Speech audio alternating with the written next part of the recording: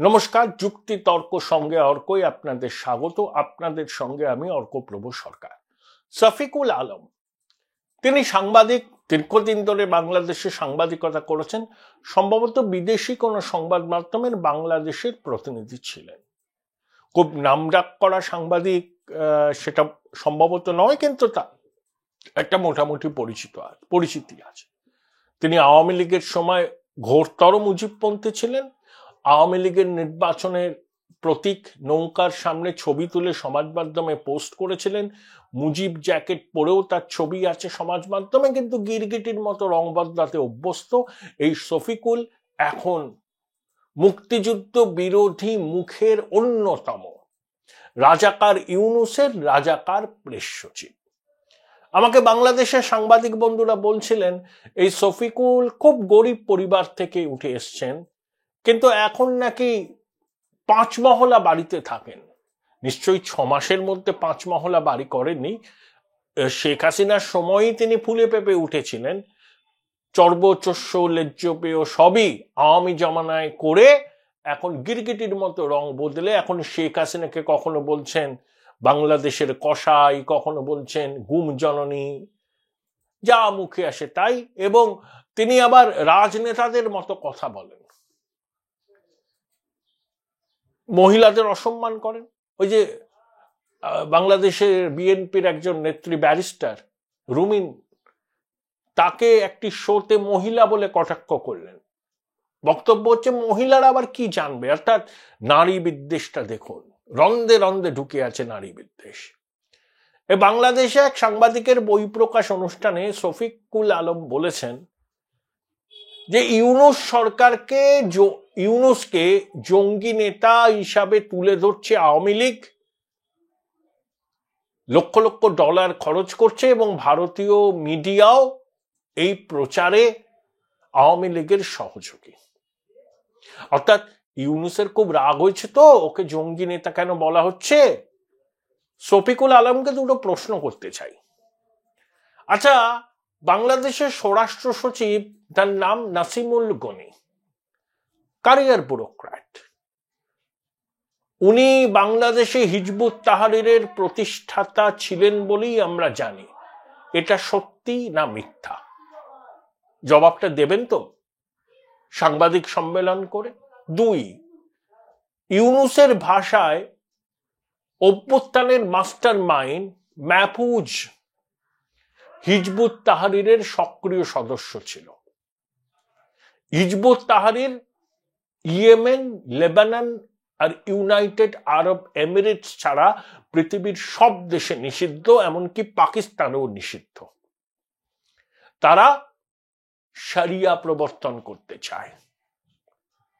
তাহলে আপনার সরকারের স্বরাষ্ট্র সচিব আর প্রধান উপদেষ্টার মুখ্য পরামর্শদাতা দুজনে হিজবুত তাহরিরের সদস্য বলে মানুষ জানেন। আর হিজবুত তাহরির পৃথিবীর অধিকাংশ দেশে নিষিদ্ধ জঙ্গি সংগঠন হিসাবে। বাংলাদেশেও নিষিদ্ধ, নিষেধাজ্ঞা ওঠেনি, কিন্তু তারা এখনো ওখানে সভা সমাবেশ করে। তাহলে নিষিদ্ধ জঙ্গি সংগঠনের দুজন লোক অন্তর্বর্তী সরকারের গুরুত্বপূর্ণ অংশ। তাহলে এই সরকারে জঙ্গিদের প্রভাব রয়েছে, এই বক্তব্যকে কি উড়িয়ে দেওয়া যায়? জঙ্গিরা যদি সেই সরকারের অংশ থাকে আর সেই সরকারের মাথা, তাহলে জঙ্গি দলের নেতা। আপনাদের বলতে হবে নাসিমুল গনি তিনি হিজবুত তাহরিরের প্রতিষ্ঠাতা ছিলেন না, ক্লারিফাই করুন। 23-24 বছর আগে বাংলাদেশে তিনি হিজবুত তাহরিরের প্রতিষ্ঠা করেছেন। মাহফুজ হিজবুত তাহরিরের সক্রিয় সদস্য ছিল কি ছিল না, আপনি ক্লারিফাই করবেন শফিকুল ভাই। এত ভারতকে ভয় পান কেন?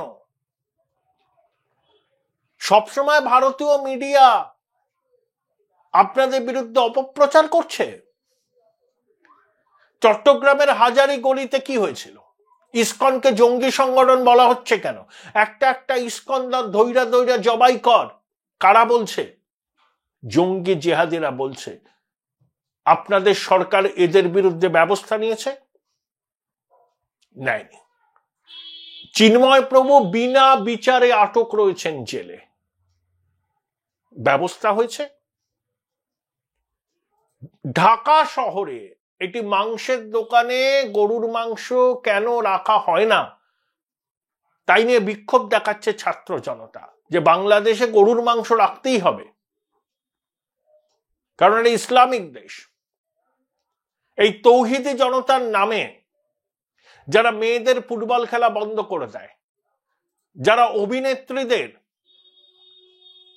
শোরুম থেকে শুরু করে অন্য কিছুর উদ্বোধনে যেতে বাধা দেয়, তারা কারা? এই তৌহিদি জনতা কারা? এদের বিরুদ্ধে আপনাদের সরকার কি ব্যবস্থা নিচ্ছে? চাঁদ সওদাগরের মনসা পুজো করার মতো অবাঞ্ছিত, অনাকাঙ্ক্ষিত বললেই দায় মিটিয়ে যায়? বাহ, আপনাদের মুখ্য উপদেষ্টা তো শান্তির নোবেল পাওয়া লোক, তার রাজত্বে এত অশান্তি কেন? ফ্যাসিবাদের সংজ্ঞা কি? সব থেকে বড় ফ্যাসিবাদী তো আপনারা। Join Indian Institute of Hotel Management now. Right choice, right decision. আপনারা মুক্তিযুদ্ধের পক্ষের শক্তিকে নিকেশ করতে চাইছেন। ডিজিআইএসআই আপনাদের দেশে এসে জঙ্গি জসিমউদ্দিন রহমানের সঙ্গে বৈঠক করেছেন রংপুরে, চিকেন নেকের কাছে লালমনিরহাটে পরিত্যক্ত এয়ার স্ট্রিপে পাক যুদ্ধ বিমান থাকবে। আচ্ছা, জসিমউদ্দিন রহমানকে মুক্তি দেওয়া হলো কেন? ও তো মুক্তমনা ব্লগারদের হত্যাকাণ্ডে অভিযুক্ত। ওই যে মেজর জিয়া, যেও এক জঙ্গি, যার বিরুদ্ধে অভিযোগ আছে দেশান্তরী, তার উপর অভিযোগ নাকি প্রত্যাহার করে নেওয়া হচ্ছে, সেটা পরের কথা। জসিমউদ্দিন রহমানই তো মুক্ত, আনসারুল্লাহ বাংলা টিমের প্রধান, সে তো জঙ্গি, কেন মুক্তি দিয়েছিলেন তাকে? জসিমউদ্দিন রহমানই মুক্তি পান আর শাহরিয়ার কবির জেলে থাকেন। বাহ, অনেক সাংবাদিক জেলবন্দি, হেনস্থা হচ্ছে, কয়েকজন নাকি কন্ডেম সেলে আছে। এরপরেও বলবেন যে এই সরকারটা জঙ্গিদের সরকার নয়, আর এই সরকারের মাথা প্রফেসর ইউনূস জঙ্গিদের নেতা নয়?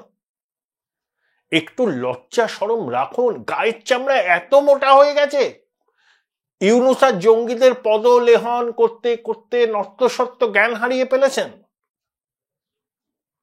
হ্যাঁ, একটা পদ আপনি পেয়েছেন, টিভি চ্যানেলে টক শোয় যান, যে ভারতীয় মিডিয়াকে মুন্ডপাত করেন, সেই ভারতীয় মিডিয়ার টক শোতে আপনি যান কেন? আপনি যান কেন? এত লোভ নিজের মুখটা দেখাবার জন্য? পলিটিক্যাল অ্যাম্বিশন আছে নাকি? তালে গোলে যদি একটা উপদেষ্টা হওয়া যায়, প্রেস সচিবের থেকেও তো উপদেষ্টারা বড় না, ওরা তো ক্যাবিনেট র্যাঙ্ক পায়। জঙ্গিদের সুরে সুর মিলিয়ে তালে তাল মিলিয়ে প্রেস সচিব থেকে উন্নতি চাইছেন, উপদেষ্টা হতে চাইছেন, মন্ত্রী হতে চাইছেন, দুপাইস কামাবেন, 5 তলা বাড়ি করেছেন, আরো 3-4টে 5 তলা বাড়ি করবেন, বিদেশে অ্যাপার্টমেন্ট কিনবেন, এই তো ধান্দা। কান খুলে শুনে নিন, ভারতের সম্পর্কে উল্টো পাল্টো অভিযোগ আনার আগে দুবার ভাববেন শফিকুল ভাই। 24,000 মেট্রিক টন চাল দিয়েছি, আরো দেব, পেঁয়াজ দেব, আলু দেব, ওষুধের কাঁচামাল দেব, গাড়ির 100% যন্ত্রাংশ আমরা দিই। নেপাল থেকে বিদ্যুৎ কিনতে হলে ভারতীয় ভূখণ্ড দিয়ে যেতে হয়। আদানির টাকা মেটাননি,